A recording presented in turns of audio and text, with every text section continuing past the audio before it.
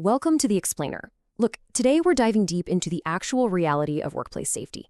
And honestly, why a mountain of pristine, perfectly filed paperwork doesn't actually mean your team is protected.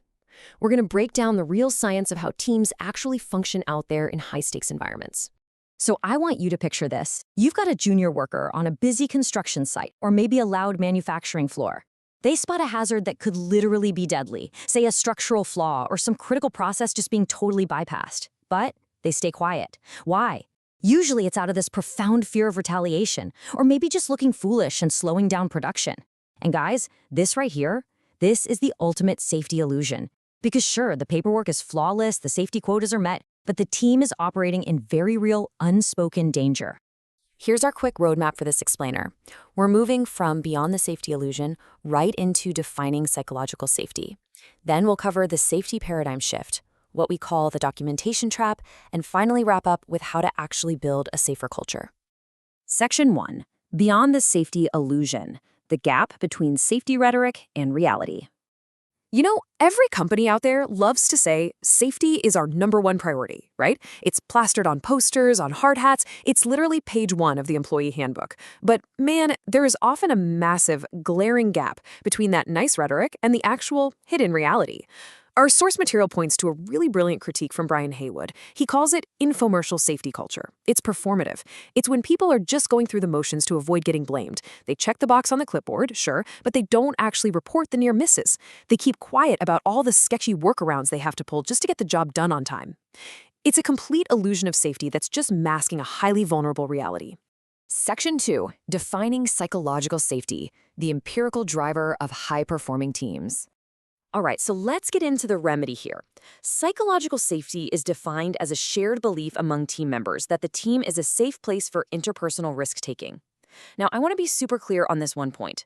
It is an emergent group property. It's all about having the permission for candor.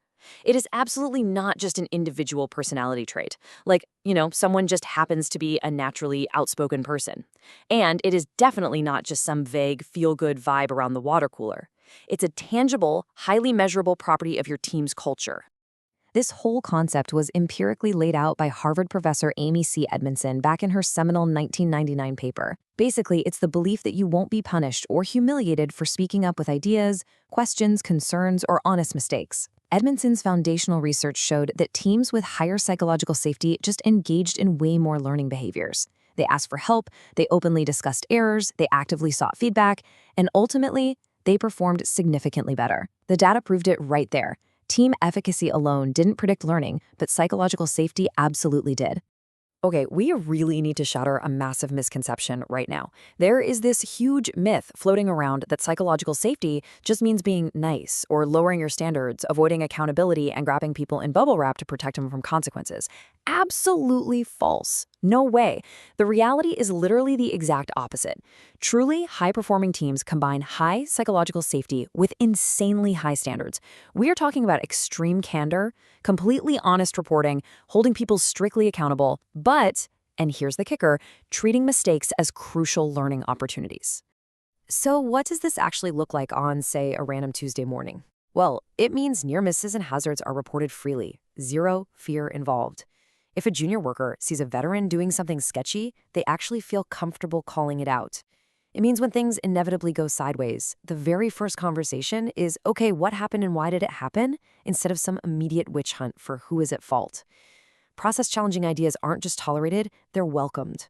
And by the way, back in 2016, Google's Project Aristotle looked at hundreds of their own teams and found that this exact property, psychological safety, was the single strongest predictor of team effectiveness, period.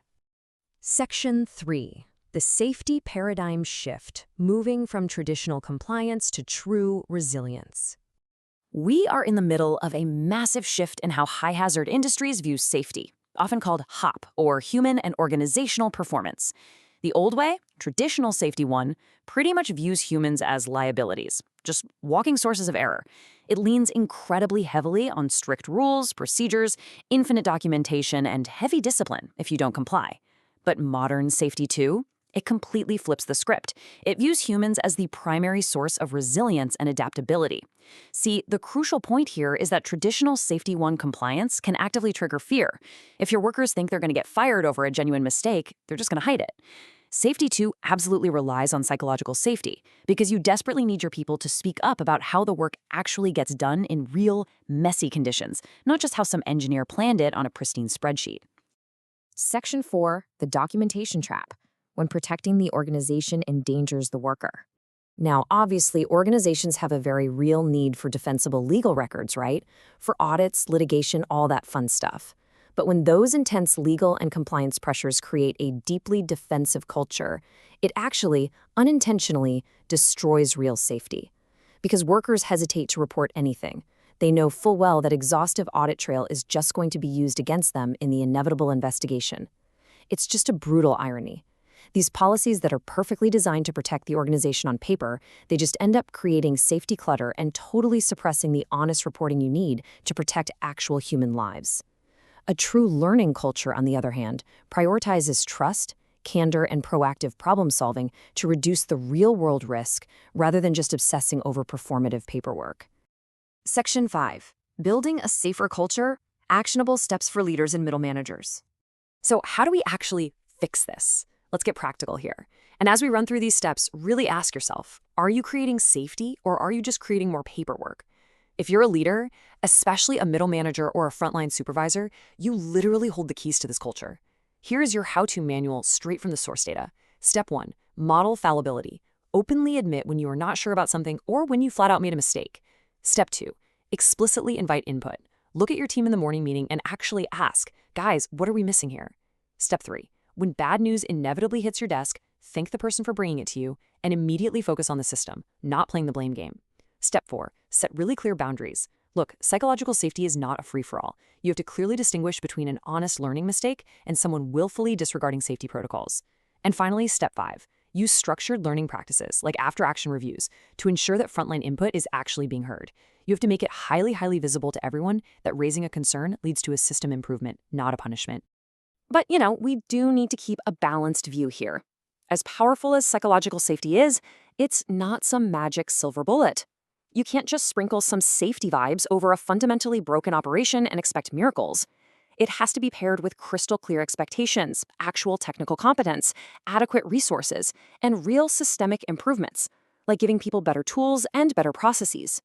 But above all else, it requires consistent leadership behavior over time. There's a saying, trust is built in drops and lost in buckets. A true culture of safety can take years of hard work to build up, but man, it can be destroyed in an instant by just one single, punitive, inconsistent reaction from leadership. Which leaves us with this final, incredibly critical question for you to take back to your own workplace. When you look hard at how your organization really functions day in and day out, are you rewarding mere compliance or are you rewarding actual candor? True resilience doesn't come from a perfectly checked box on a clipboard. It comes from a team that is brave enough to speak the truth when it matters most. Thanks so much for joining me for this explainer, and I really challenge you to look deeply at the true safety culture hiding just beneath the surface of your own organization.